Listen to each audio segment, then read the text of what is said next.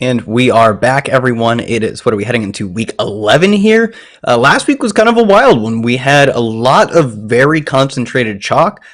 Some, I think, deservedly so. Chalk is typically fairly accurate. It's not like people are just randomly landing on the same players. It's that they're the best plays. And as the DFS, as DFS goes on in time, the field gets sharper and sharper as more people like us come out here and educate. So I think a lot of it was deserved. Mike Davis, nearly hit 2x because it didn't take more than 7 points, although obviously getting only 7 really prevented you from winning anything. I still saw him, briefly scattered atop the top 20 and top 100 lineups on the Millie Maker, but certainly he wasn't doing you any favors getting there. It was simply that he let you play some of the good plays. It was not a great day from Davis. Duke Johnson, I don't believe, had a good day either. Aaron Jones, chalk as well. All the chalk running backs just got body bagged, as did Devontae Adams. That was a game where the weather concerns came up. What do you make of, not all of the chalk, and it's never a case where all the weeks, I believe, has kind of gone under. Yeah, so it was a crazy week last week. It seemed like every single good play was busting. I even opened up DraftKings after the 1 o'clock slate because everything was going wrong. And you just named my whole cash lineup. You named Aaron Jones, Mike Davis, Duke Johnson. But what saved me was I opened DraftKings. I was just on the cut line of the single and double ups. And the Hail Mary from Kyler Murray to DeAndre Hopkins made my whole day. Ended up having a decent day, although a lot of the chalk did bust. So that Hail Mary there put me in the money. So it ended up being a good day after that. But yeah, like you mentioned, plays busted. We're going to have a lot of chalk plays here. And this slate's really, really ugly. There are not many good plays. So hopefully we can dig deep and find some good ones here. I think we've been spoiled. I think in the week 10 of 2017, we would be like, oh man, there's some 48-point totals. It's going to be a good slate. But because every single game either hits an over or has its over artificially inflated in this 2020 era of football, I think we're getting a little greedy. I think this is it is an ugly slate relative to our expectations that we've been set through 10 weeks. But maybe just a throwback to 2019, the ye old days of 2019. So let's get into it. The first game I have on my slate, not a ton of interest. I think there's definitely some not game stack, but secondary stack potential. It is Philly versus the Cleveland Browns. The Browns got it going on the ground last week, but outside of that, their passing game in another kind of wind-ruined event. Just I believe they threw 20 attempts. The game now versus Philly has a 47.5 point total. Browns are 3.5 point favorites. I think you can run one-offs. I'm fine with the Cleveland running backs. My favorite play, though, simply is a few one-offs from the Eagles. It's Dallas Goedert because he's, I believe, 38 or 3,900 on DraftKings. And the tight end, you talked about how this slate is ugly. Tight end is the pinnacle of this slate being ugly. Mark Andrews, one of the more expensive plays and one of the plays we would be most excited about if his quarterback play wasn't, downright awful. There aren't a ton of cheap plays worth looking to either, though. In the middle range, I think Dallas Goedert ends up being one of the best plays you can make. He was the leader in yardage, receptions, and targets through 2 weeks for this Philly team. He comes back, or I guess the first game he missed with an injury. He played a handful of snaps, caught one ball. The game he comes back, catches one pass. A little bit of a better game last week. Nothing special, nothing to write home about, but it didn't kill you because tight end was such a wasteland. So what do you make of Dallas Goedert? Is he cash viable, or does he fall into more of that tournament range? And any love for Miles Sanders? My other favorite play of this slate, or at least of the game on this slate, is that he just gets he gets a lot of the work. And I know it didn't turn into touchdowns last week. I know Boston Scott robbed a touchdown from Miles Sanders because I played some Miles Sanders, so I saw that one. Corey Clement, I believe, did it as well. He still saw 15 carries, 5 targets. I think his backs combined for at most 5 total opportunities. It was 4 carries and a target. So he's a bell cow back. Did it work out last week? No, but typically the guys who get volume, they work out eventually. So what do you make of me really, am I wrong for not liking this game? What do you make of both sides? No, I actually like this game, and you the Brown, in Cleveland, there's been some really, really bad weather as of late, some really big winds, lots of rain. Hopefully the weather is good in Cleveland for this game, and there's a lot of good options, like you mentioned. This isn't really a game I'm going to go out there and stack. I would never stack Baker Mayfield this year. Carson Wentz, something you wouldn't want to stack, but yeah, Miles Sanders, 6,900. Yeah, you said it. He got robbed twice in that game. If he would have scored a touchdown, he would have had 20 DraftKings points, something like that. So yeah, I do like him there. He's going to get a lot of work. Dallas Goedert, 3,800. The tight end position. This is probably the worst we've seen the tight end position all year. It's bad. when the best tight end option is Mark Andrews up top. So yeah, definitely 100% paying down at tight end this week. I think Dallas Goedert at 3,800 is a great option, and I think Austin Hooper at 3,900 is another good option as well. We didn't see it much last week because of the really bad weather. I'm not really looking into that all that much, but when Austin Hooper is healthy and playing, 6 targets, 10 targets, 7 targets, 4 targets, scoring a decent amount of points when he is healthy there. So yeah, 3,900 for Austin Hooper is something I'm definitely going to go back to. But yeah, Cleveland's really bad against the tight end.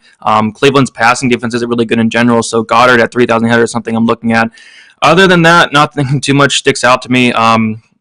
Not really a game I'm overly excited about, but yeah, I do like some one-offs here. Yeah, I would say that's kind of the theme of this game. Is nothing too much sticks out to me. There's nothing wrong with playing, an Austin Hooper, a Dallas Goedert. They're decent plays at a good, position where decent is certainly good enough. Miles Sanders gets a bulk of the work, but it hasn't quite been there for the offense as a whole. I would just limit myself to correlation plays of like a Jarvis Landry versus a Miles Sanders or Dallas Goedert, Austin Hooper versus Miles Sanders. I think that's about it. The next game we have, this is the one I'm excited for. I'm excited in a number of ways. One, with my hard-earned money, it will be going down on this game in DFS. It is the New Orleans Saints versus the Atlanta Falcons, a 50-point total, 5-point spread in favor of New Orleans.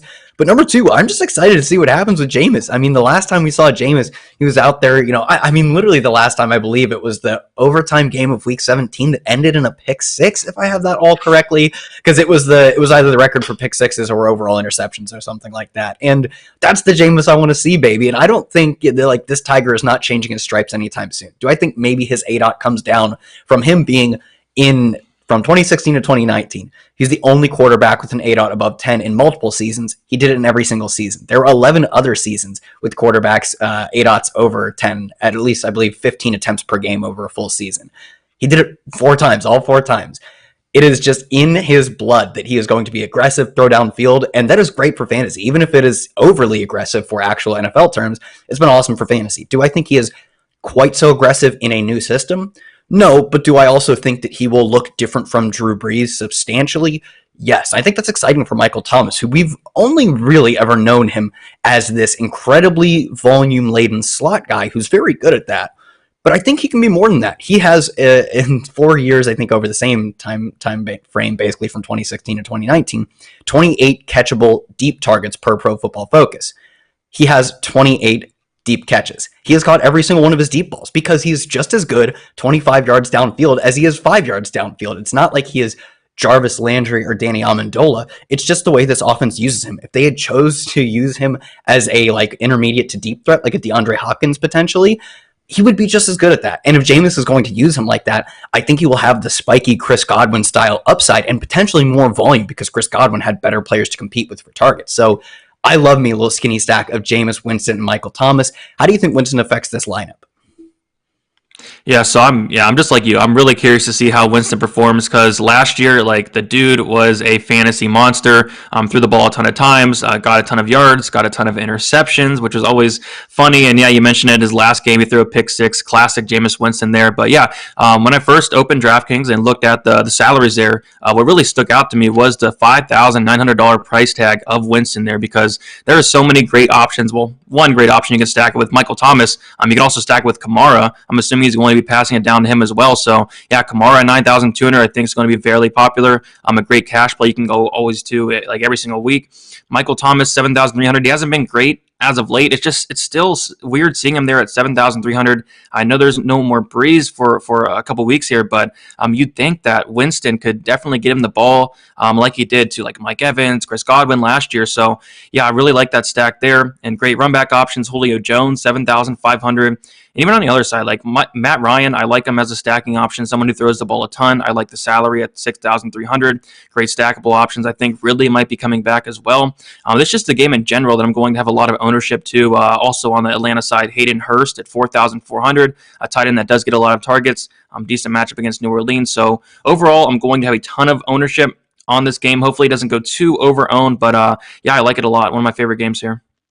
Yeah, I think if you play Jameis, it won't end up being incredibly popular. I could see the Matt Ryan side of things just because we have a standing, annotation of what Matt Ryan should be. And is it possible that Jameis goes out and is either bad or there are better plays in his range or he plays like Drew Brees? Sure, it's possible, but I am betting on the upside. I don't, those range of outcomes, certainly if they're, if they kill me in tournaments, they kill me in tournaments. I think the upside is disproportionate to the ownership he's going to see. It helps you get really unique in this game. My only question before we move off of this one, because it just seems like we're saying, on the Saints side, it's kind of easy. Michael Thomas, Alvin Kamara. I think if you're double stacking, you could play some Jared Cook or Emmanuel Sanders. Jared Cook generally has a high ADOT for tight ends. Emmanuel Sanders, like Traquan Smith, I think he's like dealing with concussion. He's also bad and not very useful anyways. So I think Emmanuel Sanders is a fine double stack. It's probably something I'd reserve for larger tournaments. Same with Jared Cook. I think Michael Thomas is the obvious one. Probably reserving Kamara for non-Jameis lineups specifically because it requires, he could go out and catch 2 or 3 receiving touchdowns. I think still the more likely path for him is to score on the ground, and that hurts Jameis, but I wouldn't fault you for doing that. If you're stacking Jameis, of course, you can stack the other side as well, but for me, give me your advice. If I'm stacking Jameis, what is my run back on the other side? We have Calvin Ridley looking like he's coming back. I'm going to talk about it as if he is, because why not? And Julio Jones would probably be the other option. You could even throw in like a Hayden Hurst or a Todd Gurley, but those are if you want to sell me on those, go for it. But what would be your recommendation to run it back? Yeah, for running it back, I'm pretty much just looking at Julio Jones. I think Ridley's interesting, but I'd rather go up and pay the extra $500 for Julio. The injury concerns of Ridley definitely do concern me a little bit. I think Hurst is not a bad run back option, but definitely want to run it back with Gurley there. But probably I'd go Julio at $7,500 to run it back. Julio it is. I will start setting my lineups right now. I think this is a great game to target. I like the Jameis side. I don't think the Matt Ryan side is any worse, though. I think both sides are advantageous to target. It will be indoors. It will be 2 teams that have very good offenses, or at least potentially very good on the Saints side. And we know they have a very good offense on the Falcons side. Saints defense has come down since last year, and the Falcons defense, is terrible as they are every year. So everything is boiling up for an incredible spot. The next game we have on our slate does not appear to be the same situation. It's Washington versus the Bengals. It is, a 45.5 point total. Right now I have, what is this? It looks like the Washington are a point favorite. It's fine. I don't think Joe Burrow is bad. It's fine. What do you make of this game? That both offenses, to me, the Bengals offense, they pass a lot. That's good, but I think it's kind of limited, or kind of masked Joe Burrow's ceiling essentially, or non-existent ceiling, maybe not non-existent, but pass attempts typically isn't how you get to a crazy game. It's spiky efficiency. You see the guys who pass a lot are typically just the guys who are losing or doing it inefficiently. I think Drew Lock last week is kind of the perfect example. Alex Smith, 390 yards, I think last week on over 50 attempts, but it was kind of hollow because I don't think he scored through the air once. So the guys who get a ton of pass attempts, I think that maybe gets overweighted in some sense. Not that it's bad to throw more passes. It typically just doesn't correlate. So you just need a lot of touchdowns. So I think this offense to me kind of gets overrated because they throw so much. And on the other side, the offense is terrible in Washington. So should you try and sell me on this game if you want to? Otherwise, I think both defenses are in play. I think the running backs are in play. And one us, T. Higgins is really freaking good. Tyler Boyd gets a lot of slot targets. I just don't see them being massively correlated with their quarterback specifically.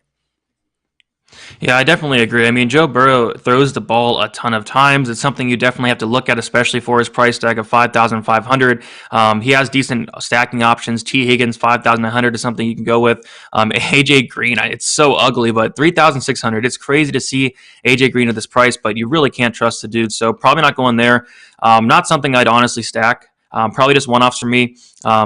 McKissick at 5,200. So this is really interesting. The dude is getting pounded with targets over the past couple weeks. Last week had 15 targets. The week before had 14 targets. I mean, you kind of got to look at him. If you're getting 15 targets, it's something that you have to kind of look at. If he is able to get in the end zone at 5,200, catches like 7 or 8 balls, maybe 9 balls, you're definitely looking at a good play there. So McKissick's on my radar.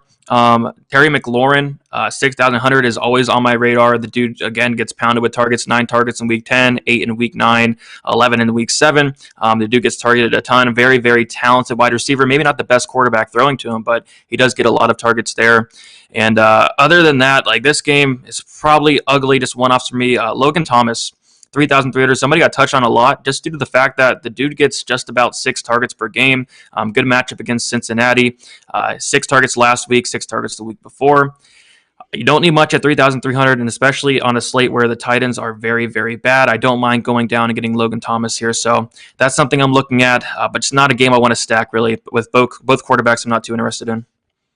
Yeah, I kind of agree with you. I think there are some good, decent volume plays of J.D. McKissick potentially. I think Terry McLaurin has seen 7 targets in every single game this year, because I know that that was a true statistic as of like weeks, I don't know, 7 or 8. And you just read off his recent game totals. I heard a lot of numbers over 7. So it sounds like he is just like has continued. I haven't checked that stat, but I'm pretty sure every single game, 7 targets. Logan Thomas, the mini of that with 4 targets in every single game. And although 4 targets is not a lot, he's one of only 3 tight ends who can say that. I believe Hunter Henry and TJ Hawkinson are the other 2. So although not super efficient on those targets, like I'll take anything. I'll just take a pulse at tight end at this point. He's only 3,300. If he's going to get 4 to 5 targets, that could be enough. Like I think it was like less than 15 points, like the highest scoring tight end of last week or something. So if he's going to be out there for nearly every snap, getting 5 to 6 targets, that's good enough. I'll take it, and I'll probably move on. The next game we have on our slate here, oh, this is an interesting one. Pittsburgh, 10.5-point favorites versus the Jaguars, a 47-point total. I mean, Pittsburgh has been awesome at a lot of times in their receiver room. It has been just so incredibly difficult to predict who that awesomeness is going to extend to. Some weeks it's Deontay Johnson, especially when he's healthy. Sometimes Chase Claypool, I think another multi-touchdown game. It is, and Juju Smith-Schuster reemerging as well. The big question for me is, as 10.5-point favorites, Pittsburgh, it would make a lot of sense to get a lot of James Conner involved. Even as they were winning last week, he simply just didn't get the ball very much. And it wasn't that they were giving other backup running backs much work. They just chose to air it out almost through the entirety of the game. It was one of them, like, I think it was the most passes Ben Roethlisberger's thrown this season, maybe even in a long time. So what do you make of this Pittsburgh side? And do you have any interest in like the run back of either probably James Robinson or DJ Chark?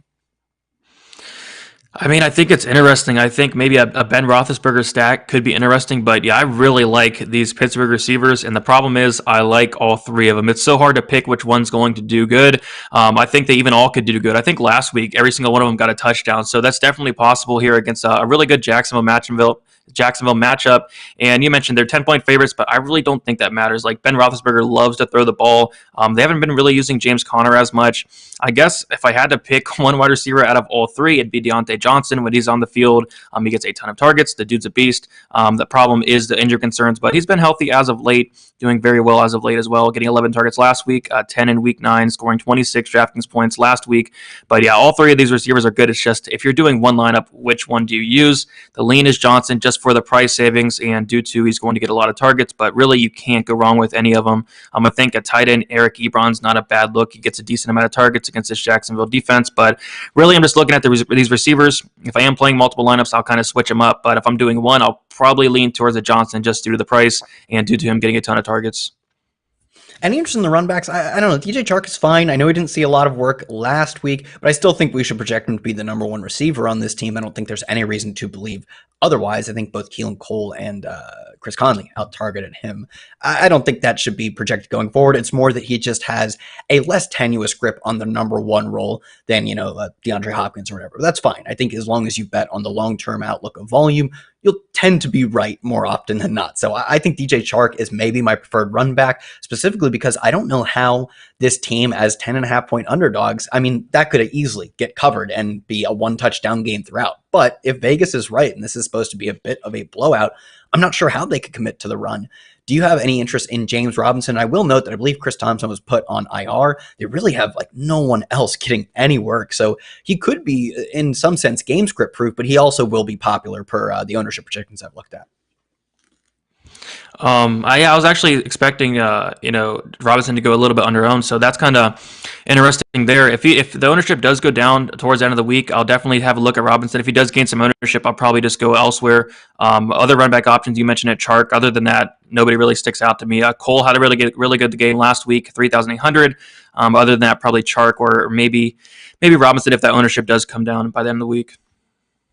All right, let's hop into our next game. This is a game where I think we're going to see popularity on both quarterbacks. It's Houston versus Cam Newton, the New England Patriots. Patriots are 2.5-point favorites. The total is already up to 49. It opened at 47. I think the popular plays are going to be the sub 7K quarterbacks in Deshaun Watson and Cam Newton. Both of them have some to a lot of ability to create yardage with their legs. And Deshaun Watson obviously has multi-touchdown upside, over 300-yard upside. He had a streak of like 4 or 5 games where he went consecutively over 300 yards. After that early season stretch where it's like 3 just brutal matchups, he's been a killer. And he's been exactly what we expect from Deshaun Watson. Are you trying to, because the quarterbacks are going to be popular, are you trying to stack this game? And if so, where do you look?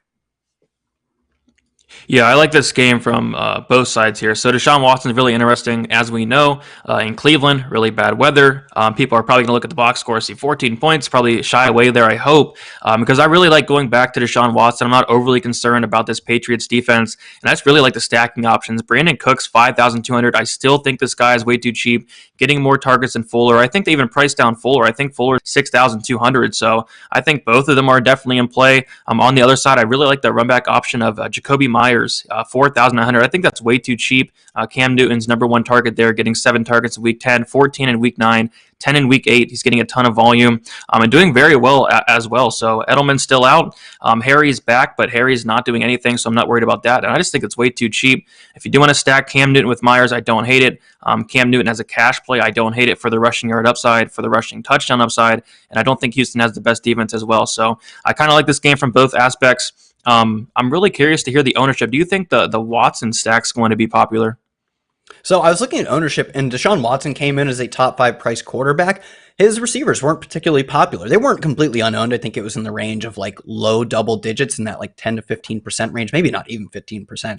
And I actually think Brandon Cooks is super interesting given that he continues to be priced under Will Fuller, despite the fact that over the past 4 weeks, he has more targets and as many air yards than Will Fuller. He's running at a similar ADOT and getting targeted more. That means he gets just as many air yards and he gets more chances to rate like PPR point receptions. So I think Brandon Cooks is my favorite stacking option. I think double stacks are totally in play because of their price specifically. When you look at a Russell Wilson, it is very difficult for Russell Wilson to put up enough yardage and touchdowns for a 7,600 DK Metcalf and a 6,800 Tyler Lockett to get there. That requires so many yards and so many points, and they all have to condense on the right players. If David Moore scores the one touchdown, you're drawing dead because you got one touchdown to Lockett and none to DK Metcalf, or 1-1, and the other one didn't hit more than 50 yards.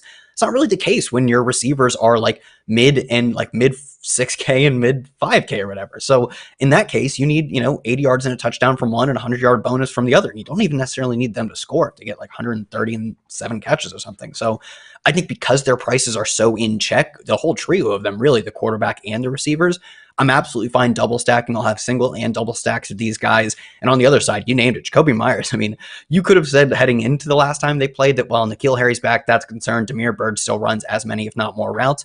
I don't think either of those guys were targeted at all. I know neither of them logged receptions.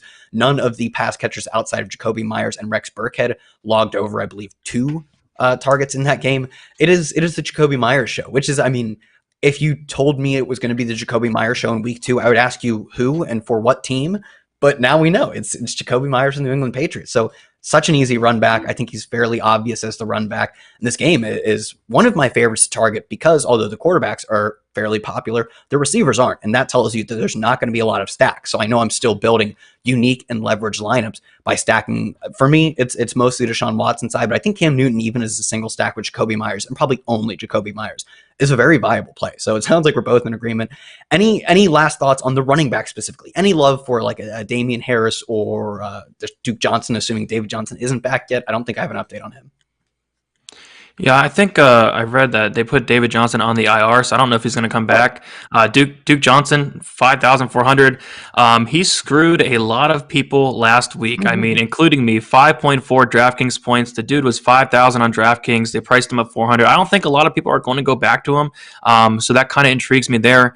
I'm not worried about the New England matchup. I do think that having no receptions is concerning. I think that was the only game this year where he had 0 receptions. So I'm definitely looking to go back to him at 5,400. But man, if the ownership gets too big, I'll probably stay away because I do want to attack the game from other ways. But if the ownership's low, I don't hate it at 5,400 there.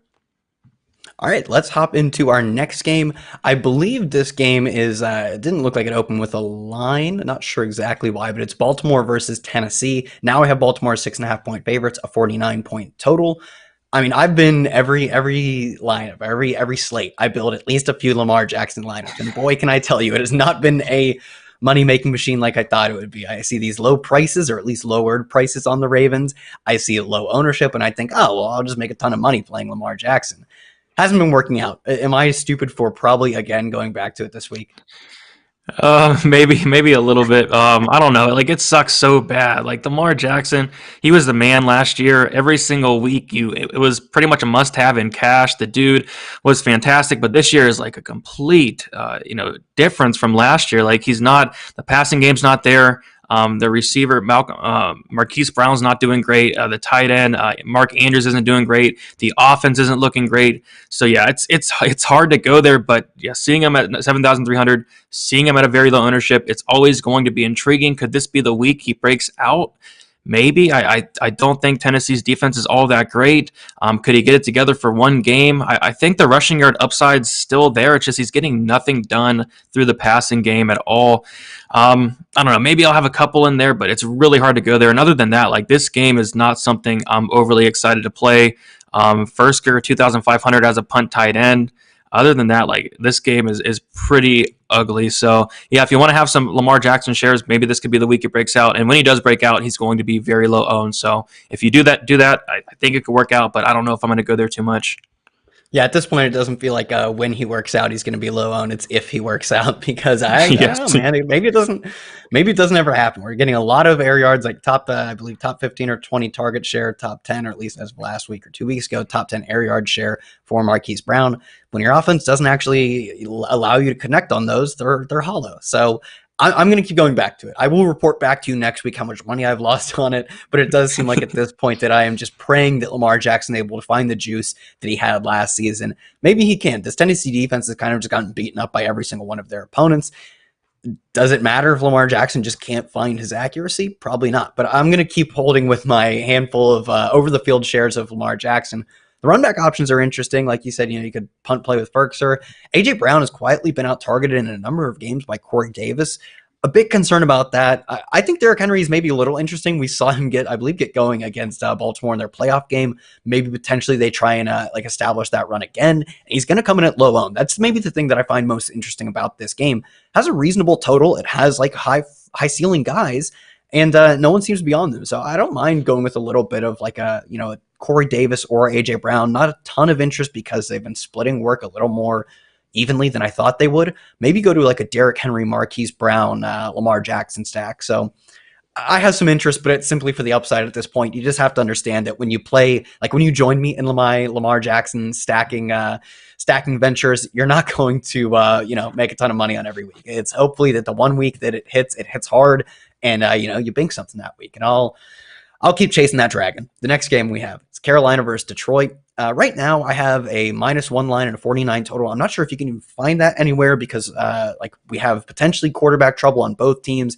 I know it looks more likely than not that both quarterbacks end up playing, but it's worth monitoring because we have Teddy Bridgewater dealing with, I believe, the knee injury, and Matt Stafford dealing with like a partial tear in his thumb, I believe. Both quarterbacks expected to play, but at least, keep an eye out for any news on that. I'm going to talk about it as if they're both in. I think this game is interesting.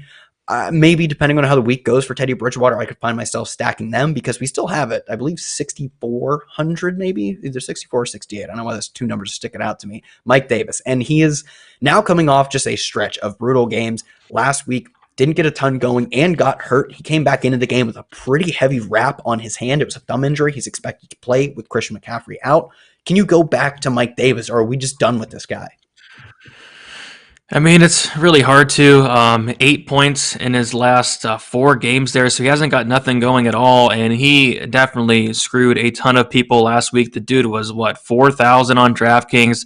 He scored 8 points. It sucked because, first of all, I had every single lineup had Mike Davis, and I'm kind of interested in going back. I mean, 6,800, like a $2,800 price jump here. The matchup's really good against Detroit. I don't know. It's just he hasn't been great, so it's kind of hard to go back there. I think I will have some lineups, but man, it's tough. On the Detroit side, I really like Swift, and I like him a lot. I think he's probably one of the best running back plays from just a price standpoint of 6,400. He got his first start last week, and he did fantastic. 16 rushing attempts, 81 yards, had 5 targets, 5 receptions with a touchdown as well. The dude's a beast. The dude's really good. I like the price a lot, so I'm going to have a lot of Swift. I think I'm going to put him in cash as well. And you mentioned a little bit Bridgewater if he does play. I do like that Carolina stack. Robbie Anderson, DJ Moore, I think they're underpriced each and every week. DJ Moore had a good game last week, scoring 19.6 DraftKings points.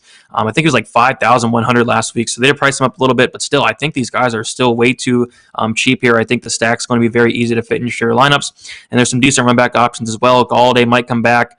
If Galladay's out, Marvin Jones is someone that's been filling in for Galladay, looking really good. Danny Amendola is someone that's really cheap as well. So yeah, definitely interested in that Carolina stack for sure. Yeah, I think you hit on all of the plays that I would be considering in this game, and I'll even double down. I think we talked about Mike Davis maybe being like, I mean, we talked about his disappointments. Maybe it shouldn't be completely unsurprising because when we look at his volume in the past, it's about 5 games, I believe, we have like just very unassuming target numbers. It's 5, 6, 2, 5, 3. They're fine, but is it that much better? Like, do you have to play him over Miles Sanders, over James Robinson, over James Conner even? No, I don't think so. And I think right now his ownership projection is still in that 20% range. We don't have 40% Mike Davis, but he got priced up and he still ends up coming in, on a fifth of the lineups in any tournament you're playing in. I think that's a very strong argument to fade him and just hope that he doesn't get a lot of targets. And those go to the guys that we love. You and I are both just all in on both Robbie Anderson and DJ Moore being undervalued. I completely agree that I think their ceiling really isn't that different than some of the guys priced ahead of them. It's just they've kind of traded off a handful of weeks, and Curtis Samuel has mixed in. We still see the volume going to this top duo of guys. So I'm going to continue rolling them out as one-offs, as secondary correlations with the DeAndre Swift, who I agree is getting so much work now that he is cash viable. And I will also be playing them in Teddy Bridgewater stack. So yeah, I love the passing game for Carolina. I seemingly do every week, and that's about all I have. And I think DeAndre Swift is a perfect correlation. I'm even finding some chalk on him. The next game I have, I almost have no interest. This might be surprisingly like the least interesting game of the slate for me. It is the Dolphins versus Denver. Like Drew Lock right now is struggling to even get practices in, and is not good when he plays anyways. We saw 2 weeks ago he had the good garbage time game against Atlanta. More often than not, garbage time means you're bad, and you have to be bad to get there. We saw that last week with 4 interceptions. It makes me so disinterested in the Denver side of things on the Miami side of things because there's not good correlation. I don't feel great about playing any stacks or even any one-offs. I think Salvon Ahmed seeing 20 carries last week is very interesting. I think he would be a decent play given that they are 3.5-point favorites. The game has a 45-point total. Outside of that, I don't know why you go this deep when you have low-owned quarterbacks like a Teddy Bridgewater in a game with a 49-point total. Lamar Jackson, the same thing. I just don't feel the need to get down to a Drew Lock or even a Tua who has a better implied team total because his team is favored, but it's just an ugly game environment. Yeah, this is a very ugly game here. You mentioned him, Ahmed, 4,800, had 21 rushing attempts last week. It's just, I think Matt Breida is coming back, and I don't know how they're going to implement him into the offense. Just something I don't really want to mess around with, honestly, so probably not going to go either way there. I guess the only option I'm looking at is Jakeem Grant, 3,500. Played him last week at 3,000. He scored 14.3 DraftKings points, filling right into that Preston Williams role, 5 targets last week. At that price, you really don't need much. And that's pretty much the only thing I'm looking at as kind of like a punt wide receiver. But yeah, this game is really, really not something I'm interested here. Nope, let's move on. Let's move on to a game that somehow features the Jets, and I'm still more interested in it. So that should tell you all you need to know about the last game. It is the Chargers 8.5-point favorites versus the Jets, a 47-point total. The total is higher, which is probably the easiest way to say I'm more interested in it. There should be more points scored. So the Chargers, it's quite obvious. There's Justin Herbert, there is a tight end Hunter Henry, and 2 receivers, namely Keenan Allen, although Mike Williams still just his volume should be more sporadic. He has a very high ADOT, one of the higher ADOTs of the more used receivers in the league. So although not every week is going to be great, the big weeks will be big. I think you're fine playing any of them. I think the more interesting question is, do you have any interest in Kalen Ballage? Kalen Ballage last week goes out and for the second consecutive week clearly runs ahead of Joshua Kelly. He does have some pass catching potential. His team is 8.5-point favorites against the freaking Jets. He seems like a very obvious favored running back against a terrible defense, high implied team total, and provides leverage off of a popular Keenan Allen and Hunter Henry. Is Kalen Ballage, is he in play? I can't believe I'm asking this, but he really feels in play for me. Yeah, he's definitely in play. He looks like the man for the team there. So 18 rushing attempts in week 10. He got 15 rushing attempts in week 9. He's also catching the ball as well with 5 receptions. Very cheap at 5,600. I do think that he is the guy for the Chargers there. So yeah, I think that's a really cheap price. He's going to get a lot of work. So he's definitely somebody I'm looking at. Kind of hard for me to stack this game. I think Herbert stacks fine, Keenan Allen, all that. It's just the run back options that are not that great. Jamison Crowder, I mean, he's okay and all, but Joe Flacco is going to be throwing to him, which is not all that exciting there. So probably for me, this is going to be a game of one-offs. Obviously, Keenan Allen is a great play every single week. The dude gets a ton of targets. Balaj, 5,600. I really like that play. Other than that, like it's probably just Balaj and Allen for me. I don't really see anything else that sticks out here.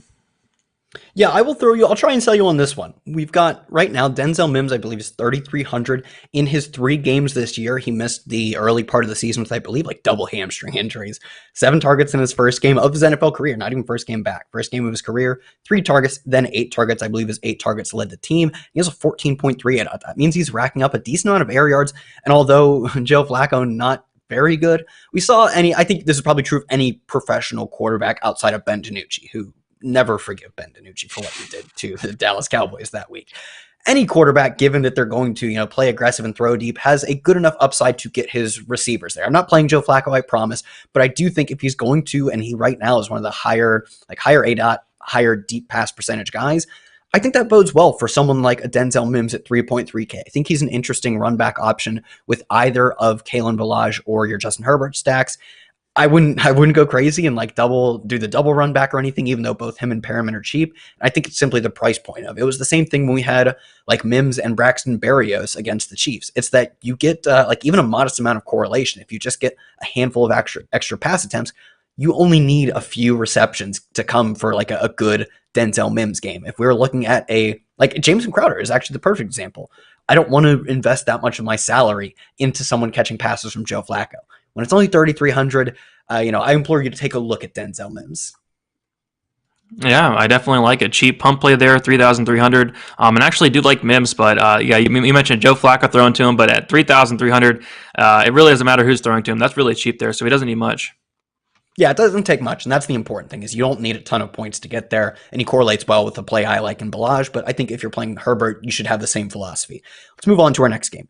Indianapolis versus Green Bay. I think this game is fine. It's a 51-point total, so it's a good total.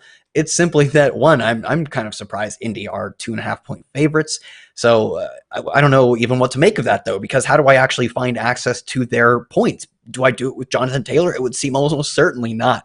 Nyheim Hines, he's run really hot on touchdowns, but he doesn't really get a ton of work outside of being a pass catcher. What do you make of this team? I know Michael Pittman finally had a 100-yard breakout game last week.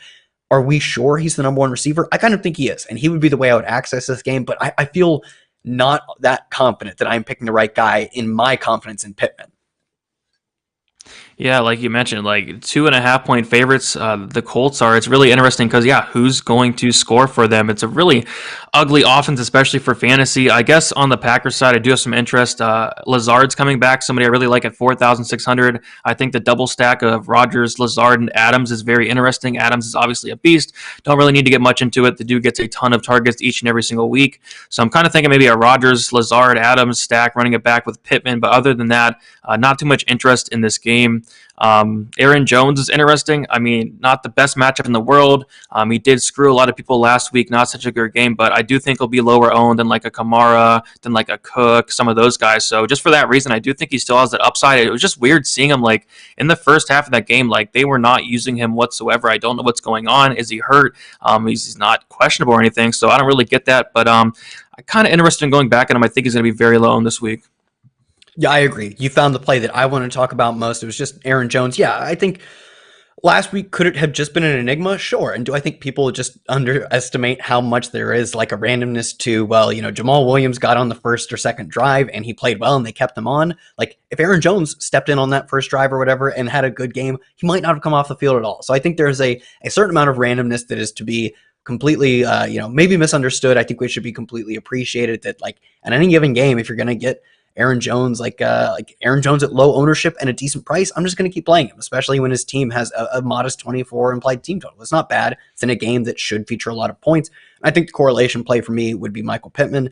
Not too keen on Rodgers stack simply because his team doesn't have a crazy high total, and like the obvious stack of him and Devontae Adams, you need a lot of points to get there, and you need them all to go to Devontae Adams. Last week, I think he had like 60 some yards and a touchdown. That's not enough at his price. And I think he's a great player and he's a good fantasy play. I just don't think I need to invest the entirety of like all the salary cap I have to get an Aaron Rodgers stack. I'd rather single play a Devontae Adams, or even my preferred play. I don't know if this is your preferred play, but you seemed excited about it, and I'm glad because I am too, is Aaron Jones. So that's my my take on this game is I like the Aaron Jones leverage. That's about it. The next game, a modest total, a good total. It's a good total in this slate. We'll call it a good total. And it is our last total. 48.5 points between Minnesota and Dallas. A 7.5 point favorite Vikings team. I mean, the obvious one is Dalvin Cook. Dalvin Cook continues to just shred. Even the game where, who did they play? Was that Chicago that they played? Last game? Yeah. Was that Chicago? That game was, Yeah. God, why? Like they pounded 30 times Dalvin Cook at like 3.2 yards per carry when Justin Jefferson is out here looking like Randy freaking Moss. But that tells me that there was no scenario in which Dalvin Cook doesn't at least perform okay. I'm not saying he's going to smash every week. He didn't smash, but they refused to let Dalvin Cook not playing well. And is it his fault? Probably not. The Chicago defense got in the backfield a number of times and just stuffed him for these losses. But they just refused to accept that that could not possibly, like they were not going to deviate from their strategy. So in terms of if you're a Vikings fan, should you be concerned? Yeah, I would imagine so. But if you are a Dalvin Cook backer in DFS, should you be concerned? No. It seems like no matter what happens, win, lose, inefficient, efficient, Dalvin Cook is just going to remain the guy. I think he's cash viable because we have some ways to save salary. I think in tournaments, it's a bit pricey to get up to that like 9K range and high ownership, but I would still understand why you would go there. My thought would be you simply have to find extra correlation with him. What do you do on the other side? We should be getting Andy Dalton back. That will be an improvement over recent weeks with like Garrett Gilbert and Ben DiNucci, but like I'm still not confident in this team. Neither is Vegas. It's a 28.5 implied team total. What do you do if you're trying to find correlation play with Dalvin Cook? Yeah, so this game is really interesting. Two pretty bad defenses. Like Minnesota has a really awful pass defense. Dallas has a really awful pass defense as well. So I'm kind of drawing some interest to this game. Of course, Dalvin Cook is the best play in the game by far. 9,000. I'm going to be putting him in my cash games, but I'm really interested in the Minnesota receivers, Thielen and Jefferson. I think they're way too cheap. Thielen being 6,300, Jefferson being 6,000 against this really bad Dallas pass defense. It has me really intrigued here. On the other side, it's very hard to get excited about these Cowboys. I mean, Zeke Elliott, 6,500. A couple of years ago, you'd think that'd be the smash spot, but no, just no. But on the Dallas side, I'm kind of looking at these Dallas receivers. Minnesota's passing defense is really, really bad. Amari Cooper, is really cheap, 5,400, getting a decent amount of targets still, just not doing much with them. Andy Dalton coming back should help. A CeeDee Lamb, 5,000. So if I'm looking for correlation, I'll probably be looking to Cooper just for the price. Maybe Lamb I think is fine as well. But ultimately, I'm really looking at Dalvin Cook, and I'm really looking at these Vikings wide receivers as well. I think they're going to be lower owned because all the ownership's going to go on Cook. So if you do want to get different from that Cook ownership, maybe look at some Thielen or some Jefferson there. Yeah, I like the either one, Thielen or Jefferson. Thielen saw more targets than, or Jefferson, other way around, saw more targets than Thielen, but it was Thielen who cut touchdowns versus Chicago. I think if you're going to get the volume, I'll go with Jefferson. I think either one is fine, though. I am just looking to find leverage off of Dalvin Cook, and again, I probably said this at least 2 weeks in a row, and he just doesn't care. He says, "Take your leverage and go shove it," because he's going to crush me. So I think I'm still going to go back to that in some of my lineups. I don't think I'm fading Cook in all of my lineups because he's not coming in at like 30+% owned. That price is keeping his ownership in check, but I still think I love the ability of Justin Jefferson to just remove drives from the table with his long playmaking ability. Right now, I believe 4 games over 100 yards, and he hasn't even been starting since he's got his first start in week 3.